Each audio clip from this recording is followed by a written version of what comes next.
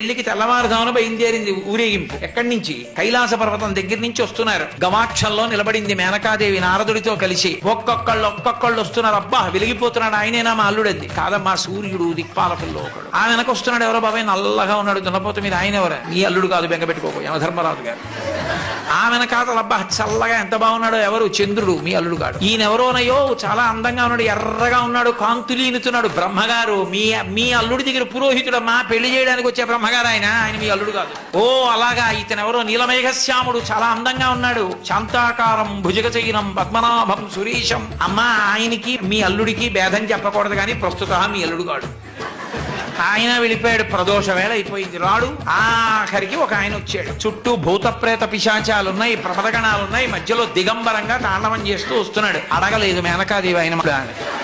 నారదుడే చెప్పాడు, ఆయనే మీ అల్లుడమ్మా అని మెట్లు దిగి వెళ్ళిపోయాడు.